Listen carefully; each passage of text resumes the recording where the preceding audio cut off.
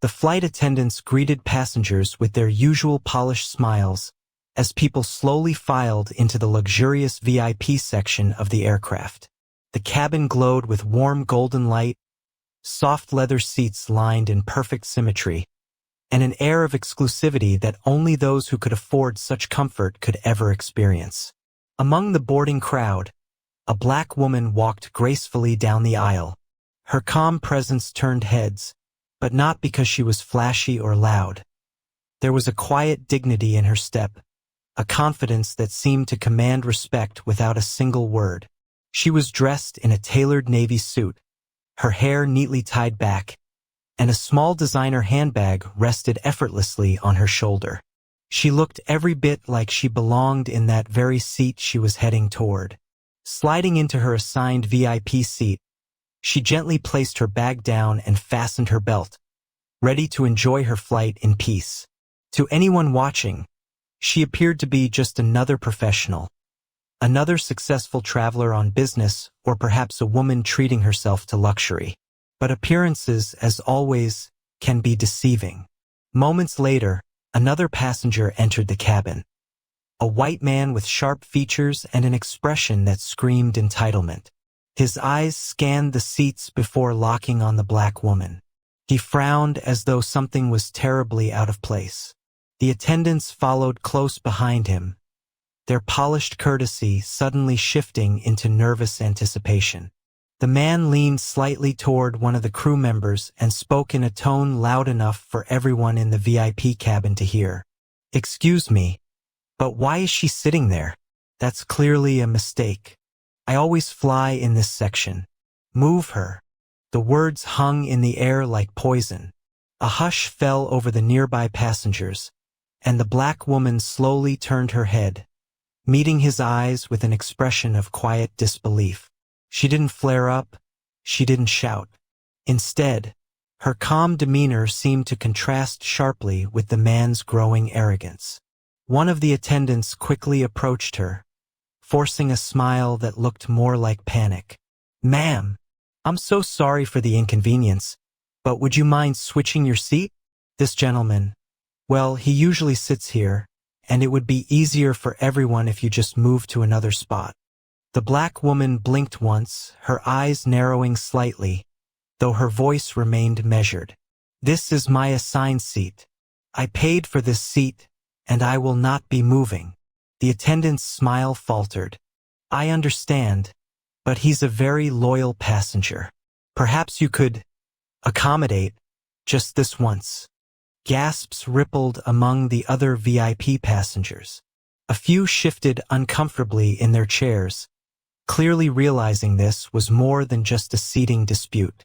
The black woman drew in a slow breath, her composure unshaken. "No," she said firmly, her voice steady but resolute. "I am not moving. I deserve the same respect as anyone else in this cabin. I booked this seat, and I intend to remain right here." The entitled man scoffed, his face reddening with frustration. "Unbelievable.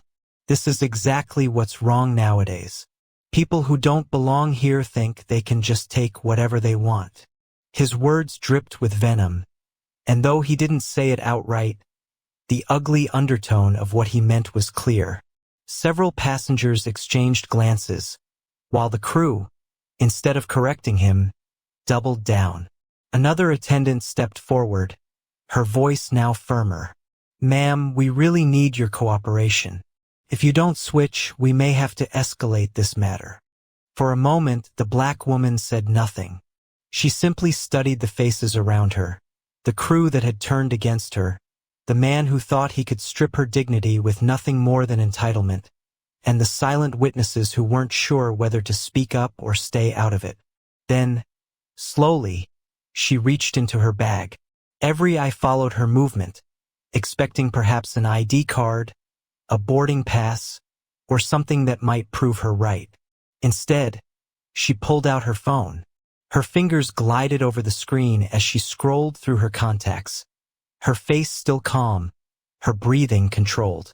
She pressed one name and held the phone to her ear. The attendant stiffened. Something about her quiet confidence suddenly made them uneasy. The entitled man rolled his eyes, muttering under his breath, "Oh, here we go. Calling her little friends, I'm sure."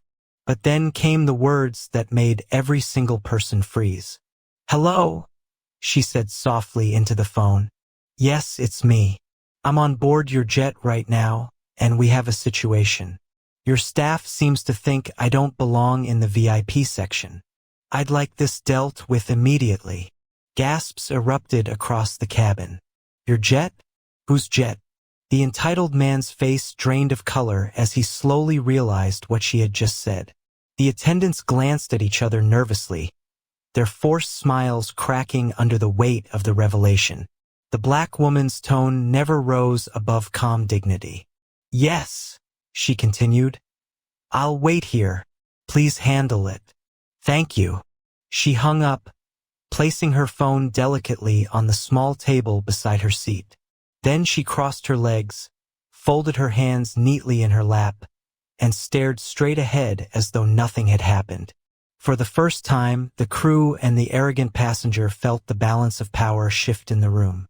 Something told them they had just made the worst mistake of their careers. The silence in the VIP cabin was suffocating.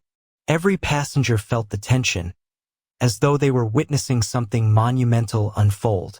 The entitled man shifted uncomfortably in his seat, his arrogance replaced by a nervous twitch in his jaw. The attendants, once so quick to demand the black woman give up her place, now hovered uncertainly, their smiles gone, replaced by visible dread. It didn't take long before the captain himself appeared from the cockpit, alerted by a call he never thought he would receive. His face was pale, his composure rattled. "Ma'am," he began, his voice trembling slightly, "we just received confirmation. You are indeed on the passenger manifest exactly where you should be. I deeply apologize for the misunderstanding." The black woman turned her gaze toward him slowly, her calm eyes locking with his. "Misunderstanding?" she repeated softly. "Your crew humiliated me in front of an entire cabin. They assumed I didn't belong, not because of any mistake in paperwork, but because of who I am. That is not a misunderstanding. That is a choice." Her words cut sharper than any blade, echoing through the cabin. Passengers looked down at their hands, ashamed of their silence. The entitled man tried one last desperate defense. "She's exaggerating. This is absurd. She's just..." "Enough!" the captain snapped, his voice rising with uncharacteristic anger.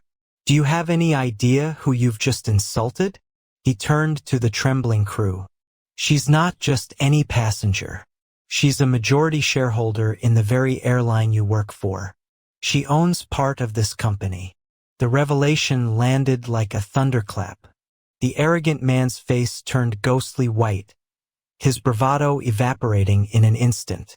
The attendants looked as though the ground beneath them had disappeared.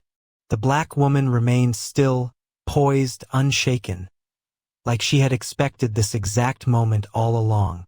She finally stood, her tailored suit catching the golden cabin lights, as though to remind everyone of her unshakable presence. She spoke slowly, each word deliberate. "This seat wasn't about privilege. It was about respect. I earned my place here, just like anyone else. But instead of treating me as a paying passenger, you chose to strip away my dignity. And for that, there will be consequences." The captain swallowed hard. "The board has already been notified. The crew responsible for this disgraceful behavior will no longer be employed after this flight lands." His words were final, heavy with authority. The attendants gasped, some trying to protest, but their voices faltered against the undeniable truth. Their careers had ended with one ignorant decision. The entitled man, now desperate, turned toward her with pleading eyes. "Please, I didn't mean it like that. I just thought." She raised a hand, silencing him instantly. "You thought wrong, and maybe that's the problem. Too many people like you assume ownership of spaces that were never yours to begin with. Maybe it's time you learn that respect cannot be demanded. It must be given. Her voice carried like a sermon, each word a mirror reflecting the ugly truth of prejudice. The plane continued its journey, but the atmosphere had shifted entirely. Passengers sat in silence, humbled by what they had just witnessed. No one looked at her with doubt anymore. They looked at her with reverence. The entitled man slumped in his seat, broken.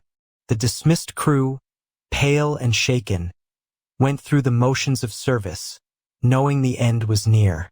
When the plane finally landed, the consequences were swift. The airline's board confirmed the entire team's termination.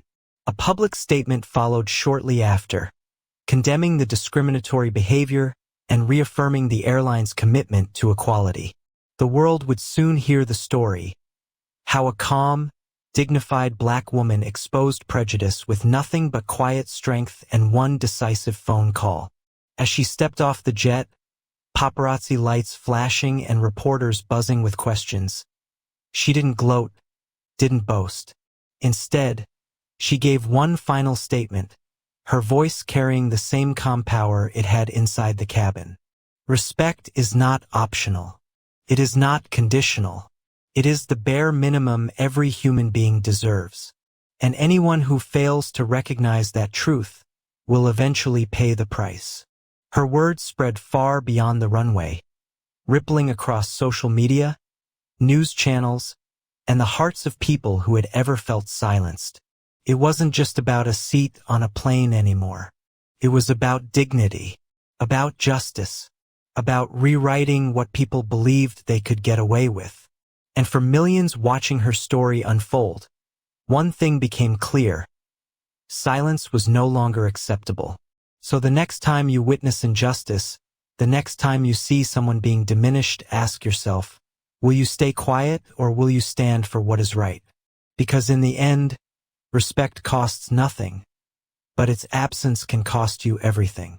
If the story moved you, make sure to subscribe for more powerful stories like this. Share this video to remind the world that dignity is not negotiable. And most importantly, never forget, sometimes the calmest voices carry the greatest power.